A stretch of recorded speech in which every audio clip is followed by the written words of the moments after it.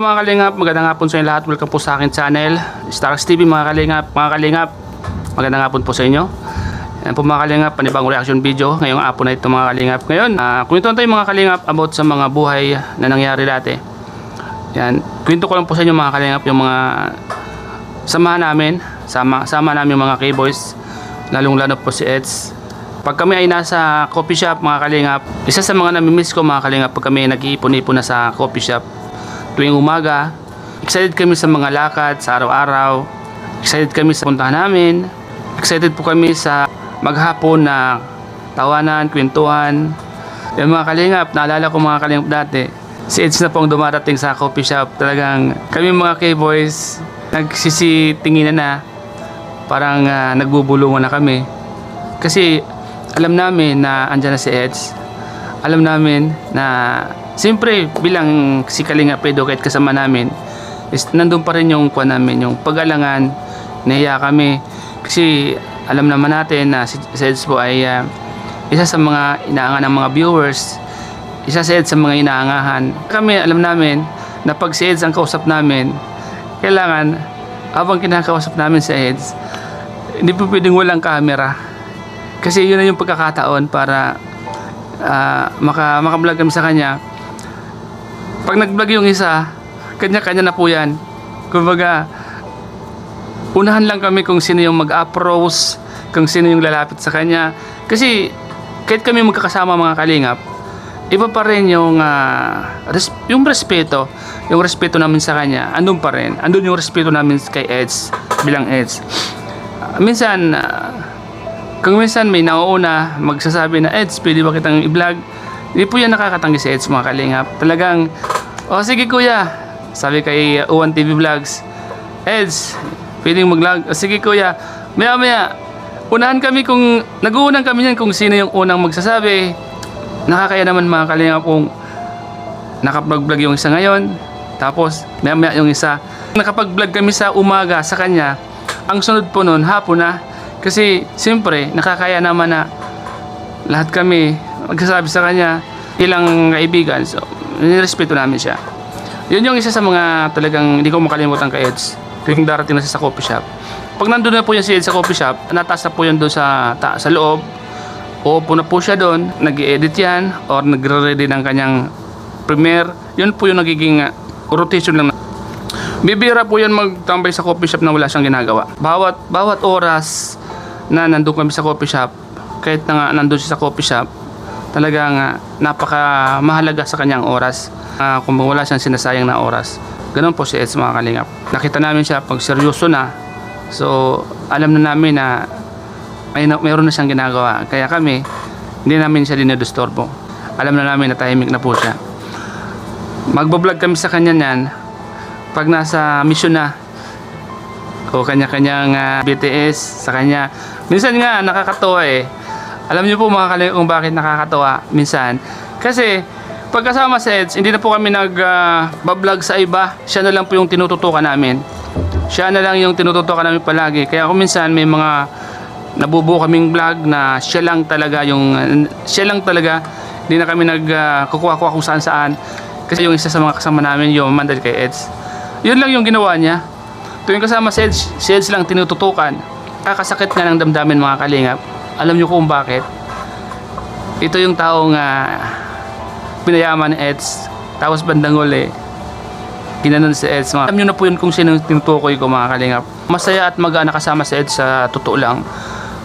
Siya yung taong wala kang mararamdamang bigat pag siya kasama mo. Kasi kahit minsan tahimik, madali mo siyang may gusto kong itanong sa kanya, automatic nasagot ka agad siya. Na ang pagsagot niya talagang malumanay.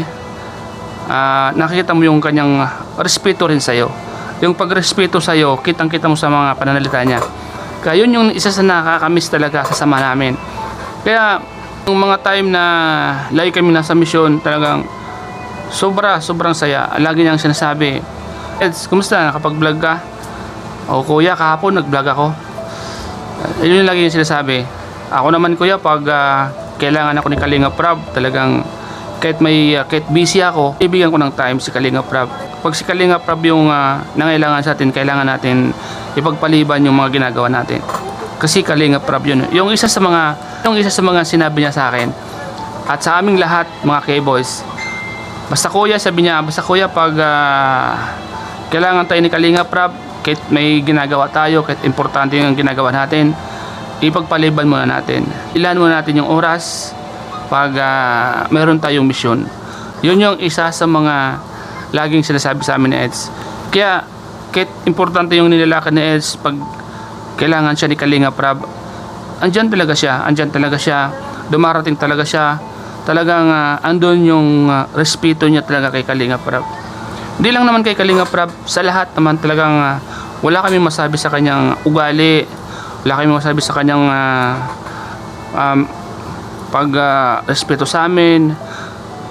Grabe po mga Kalingap, ito yung taong di mo makita na nagagalit siya, di mo makita na kumbaga magtampo siya sa'yo, di mo makita sa kanya na magtampo siya sa'yo, di mo makita po mga Kalingap. Andun yung palaging pagpapakumbaba niya, malumanay na boses at pakikisama. Kahit nga pagod yan siya pa rin. Di ba tayo mga lalaki, pag pagod tayo minsan umiiba yung boses natin, naiirita tayo. Pero siya po mga Kalingap, talagang yung boses niya po ay napakamalumanay pa rin magsalita. At isa pa mga Kalingap, ito yung napansin ko kay Eds. Pag tapos ng mission namin, automatic po, di na yan matambay sa coffee shop. At mauwi na po yan sa kanila. Ang sabi niya palagi, kuya, mauwi na ako at makapagpahinga. Kasi bukas may rakad na naman tayo. Yun yung lagi niyang iniisip mga Kalingap. Yung makapagpahinga pagdating ng hapon, pagkatapos ng mission. Pat nga, may time pa, pwede kami mag-banding-banding o labas, ganito. Siya wala na po.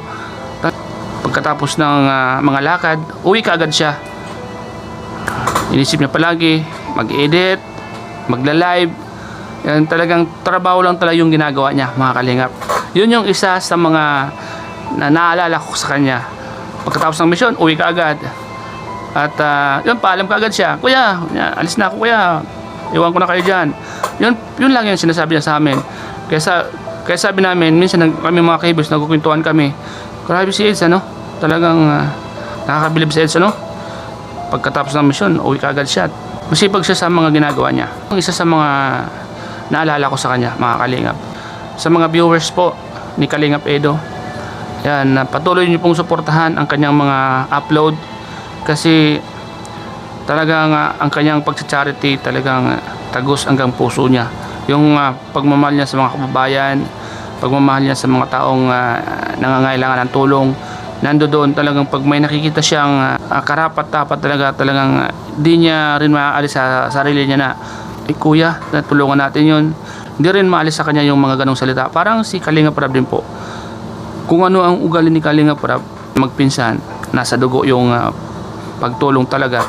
Yun talaga, yun yung isa sa mga hindi ko po makakalimutan sa mga ginagawa nila. Talagang hindi po sila mabigat na kasama, napakagaan po nila kasama. Para bang ang gaan-gaan ng blessings pumasok pag sila'y kasama mo. Pag silang kasama mo palagi, parang ka sa lahat ng mga bagay na di maganda. Kasi pag kasama mo sila, ang gaan-gaan talaga sa pakiramdam. Kaya yun po mga Kalingap, ang isa sa mga naalala natin kay Eds. Kaya sa lahat po ng mga viewers ni Eds, patuloy nyo lang pong suportahan si Eds. Talagang ang pagsuporta nyo po sa kanya ay hindi po masasayang.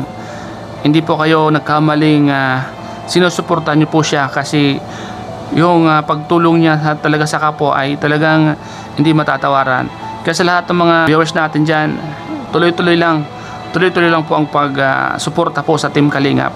Kay Kalingap Rab, kay Kuya Bal, siyempre po sa lahat po mga Kalingap, sa mga solid na sumusuporta sa Kalingap. Talagang yung suporta nyo po, hindi po kayo magsisisi. Di lang po kayo nakatulong sa amin, pati sa mga beneficiary po na mga pinupuntahan namin, nakatulong po kayo mga Kalingap. So ayun po mga Kalingap, hanggang dito lang muna ang ating kwentuhan. Ingat po palagi, God bless po. Bye bye po mga Kalingap.